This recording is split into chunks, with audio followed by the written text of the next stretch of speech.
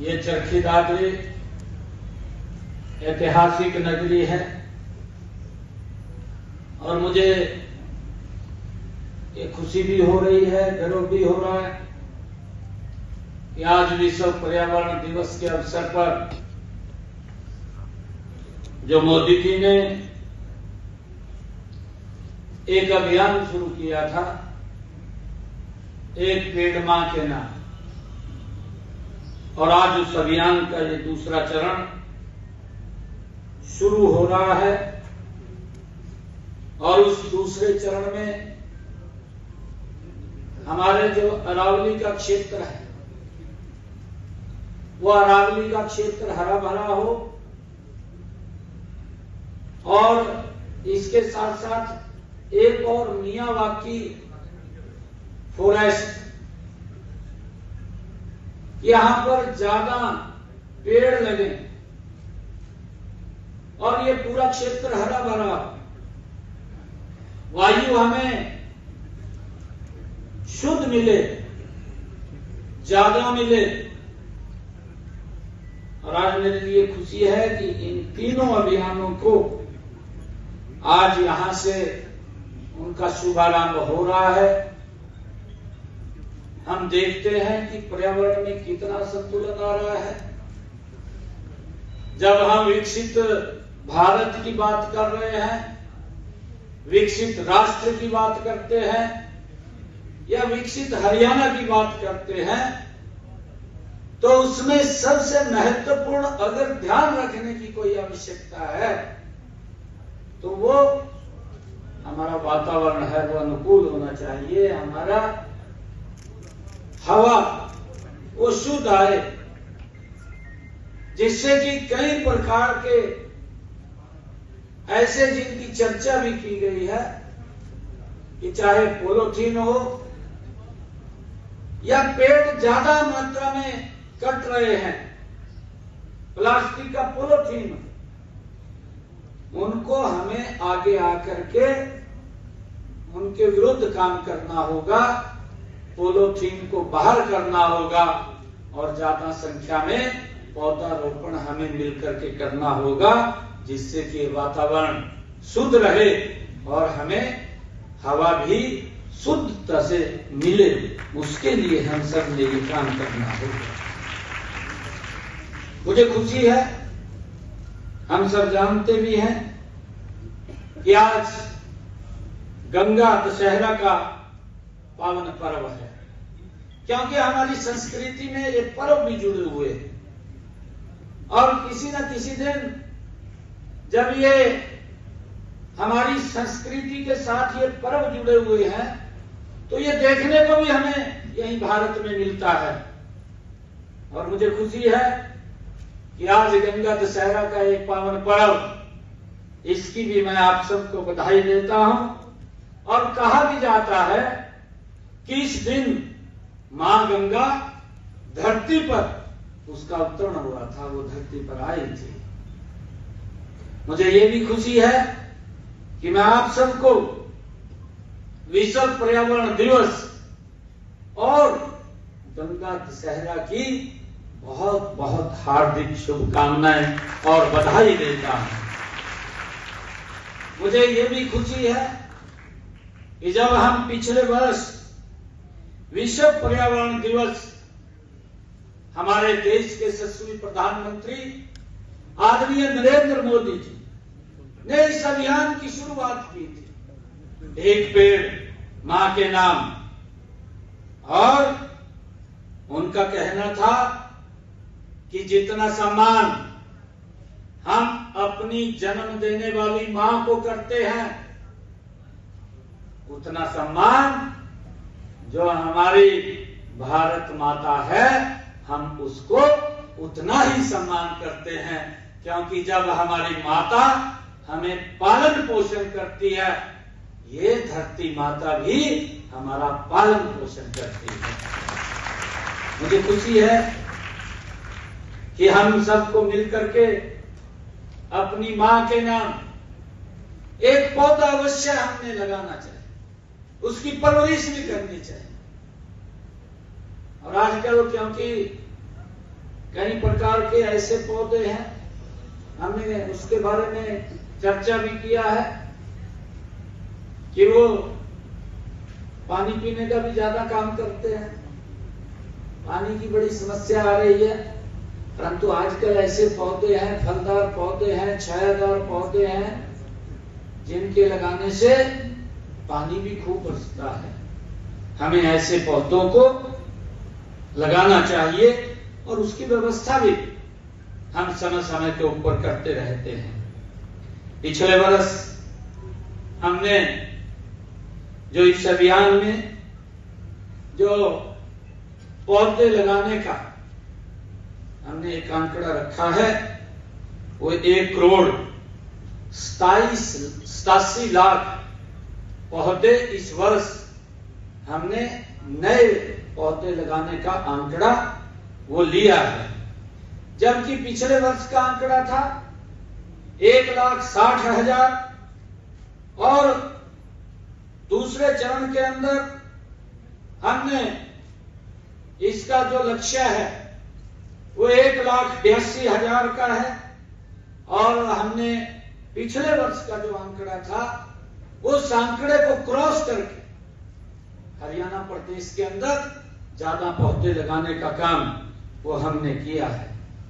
और आज मुझे यह भी खुशी है कि हमने आज इस पर्यावरण दिवस के अवसर के ऊपर, क्योंकि पर्यावरण को जब हम पॉलीथीन की हमारे मंत्री जी बात कर रहे हैं और प्लास्टिक मुक्त होना चाहिए। अगर हम आजकल, क्योंकि जो पानी की बोतल भी है, एक पानी की बोतल में पानी तो हम पीते हैं, ट्रेंड भी है भी पानी की बोतल में पिएंगे, घर वाला पानी नहीं पिएंगे, परंतु उस बोतल के अंदर ये नहीं पता 1 साल से पानी वो रखा है, आपको तो मालूम नहीं है, और वो कितने दिन धूप में रखा गया है, वो 1 महीना रखा है, 15 दिन रखा है। जब वो अपनी एक हीट के ऊपर पानी जाता है, क्योंकि वो प्लास्टिक की बोतल में है, और प्लास्टिक की बोतल का वो दुष्परिणाम आपको बताया भी है कि अगर एक पॉलीथीन को जलाएंगे तो उसमें से कितना पोल्यूशन निकलेगा, कितना धुआं निकलेगा, वो भी हम सबको ध्यान में है। परंतु उसके कहीं ना कहीं जब वो गर्म होती है तो उसके कीटाणु पानी के अंदर मिक्स हो जाते हैं, और जब वो पानी में मिक्स होते हैं कहीं ना कहीं हमारे शरीर के ऊपर भी धीरे धीरे करके वो दुष्प्रभाव डालते हैं। और हमें इस बात को लेकर के आज सचेत होने की आवश्यकता है। आज हमने 5 इलेक्ट्रिक बस जो धुआं रहित, उनको हरी झंडी दिखा करके आज यहां से रवाना किया है। हमने पिछले दिनों अपने संकल्प पत्र में कहा था कि हम 11 नगर निगमों में हरियाणा प्रदेश के अंदर जो शहर के अंदर चलने वाली बसें हैं, जिनको लोकल बसें कहते हैं, वहां पोल्यूशन ना हो, शहर के अंदर पोल्यूशन कम मात्रा में हो, हमने ये टारगेट रखा था कि हरियाणा प्रदेश के अंदर 11 नगर निगमों में हम 375 इलेक्ट्रिक बसें देंगे। आज इसकी हमने ये पिछले दिनों शुरुआत की। हमने इससे पहले भी जो पीछे 9 शहरों के अंदर इस सिटी बस सेवा के तहत लगभग 45 बसें पिछले दिनों अलग अलग इन नगर निगम क्षेत्रों के अंदर भेजने का काम किया था। और इसके अलावा भी आदरणीय प्रधानमंत्री जी ने जो कहा है कि ई बसें भी हम लगाने का काम करेंगे, और ई बस योजना के तहत लगभग 450 और बसें हम 2026 तक खरीद करके उनको हम शहरों के अंदर भेजने का काम हमने ये पूरी योजना बनाई है। और ये बसें 6 शहरों के अंदर ये जाएंगी, चाहे गुरुग्राम हो, फरीदाबाद हो, या पानीपत हो, यमुनानगर हो, रोहतक हो, हिसार हो, ये इन सभी शहरों में भेजने का काम हम जल्दी ही करेंगे। और इन बसों को हम देखते हैं, वायु और ध्वनि प्रदूषण भी कम होता है। हमारे नजदीक से बस निकल जाती है, हमें पता भी नहीं चलता कि बस निकल करके गई है, उसकी आवाज भी नहीं होती। और आज बस के साथ साथ इलेक्ट्रिक कारें भी, वो भी अधिकारियों ने उसका आयोजन किया था। हम उस इलेक्ट्रिक कार में ही बैठ करके आए हैं, जो एक बार बैटरी रिचार्ज हो गई तो 500 किलोमीटर तक जाने का और 200 किलोमीटर की स्पीड से वो चलती है। ऐसी व्यवस्था आजकल आ गई और आने वाले समय के अंदर हम ज्यादा इस पेट्रोल और डीजल इससे भी बचेंगे, क्योंकि हम देखते हैं कि अगर 5 वर्षों में हरियाणा रोडवेज की अगर हम बात करें, ये इलेक्ट्रिक बसें हम 30% इसमें शामिल करने का हमने निर्णय किया है। और मुझे ये भी खुशी है कि एक डीजल बस, जो डीजल बस चलती है, वह 10 साल के अंदर लगभग 1,50,000 लीटर वो डीजल खाती है। जब 1,50,000 डीजल की कंजप्शन उसकी होती है तो कितना वायु प्रदूषण वो करेगी। और जब ये इलेक्ट्रिक बस आ रही है तो वो 1,50,000 डीजल की बचत भी होगी, कोई डीजल खर्च नहीं होगा, वातावरण भी शुद्ध होगा, कोई वातावरण में पोल्यूशन नहीं होगा, इसका लाभ भी वो मिलेगा। और इसके अलावा क्योंकि बैटरी से चलने वाले जो वाहन हैं उनके ऊपर हमने सब्सिडी का भी वो प्रावधान किया है, देते हैं। एनसीआर में, जो एनसीआर का क्षेत्र है, उसमें 10 वर्ष पुराने डीजल के तथा 15 वर्ष पुराने जो पेट्रोल के वाहन हैं, उन वाहनों के लिए हमने एक स्क्रैप पॉलिसी भी हम लेकर के आए हैं, जिससे कि लंबे समय तक ये ज्यादा पोल्यूशन न कर सके, उसके लिए भी हमने व्यवस्था की है। और मुझे ये खुशी है कि जब आज हम दादरी में आए हैं, चरखी दादरी में आए हैं, तो आज ही हमने हरियाणा में जो 3 इस योजना का हरित अरावली कार्य योजना, इसका अभी जिक्र भी किया गया है, हरित अरावली कार्य योजना का भी आज शुभारंभ हुआ है। केंद्र व राज्य सरकारों द्वारा बनाई गई यह परियोजनाएं आज जिसका शुभारंभ देश के यशस्वी प्रधानमंत्री आदरणीय नरेंद्र मोदी जी वो भी कर रहे हैं। और उसका उद्देश्य है कि हमारे जो अरावली के पर्वत है और ये 4 राज्यों के अंदर ये फैले हुए हैं, जिनमें हरियाणा भी शामिल है, इन 4 राज्यों के 29 जिलों का इसमें चयन किया गया है, जिसमें 5 जिले तो हमारे हरियाणा के हैं। मुझे खुशी है कि विश्व पर्यावरण दिवस को मनाने का मुख्य उद्देश्य हम सब का कि वायु, जल व मिट्टी हर प्रकार के प्रदूषण की समस्या के प्रति हम जागरूक हों। इसी उद्देश्य से इस दिन को मनाने की ये घोषणा भी संयुक्त राष्ट्र में की गई थी, जिसका जिक्र भी किया गया है कि सन 1972 में इसकी घोषणा हुई। उसके बाद ये 5 जून को हर वर्ष दुनिया में केवल एक थीम के साथ ये पहला पर्यावरण दिवस ये मनाया गया है। और इस बार का जो ये पर्यावरण दिवस हम मना रहे हैं, ये प्लास्टिक मुक्त धरती ये इसकी थीम है कि हमने प्लास्टिक से मुक्त करना है, जिसकी अभी जिक्र भी हुआ है, क्योंकि हमें सचेत होने की आवश्यकता है। अगर हम सचेत नहीं होंगे, आने वाली पीढ़ियों को हम नुकसान में डाल करके जा रहे हैं। हमारी सबकी जिम्मेवारी है।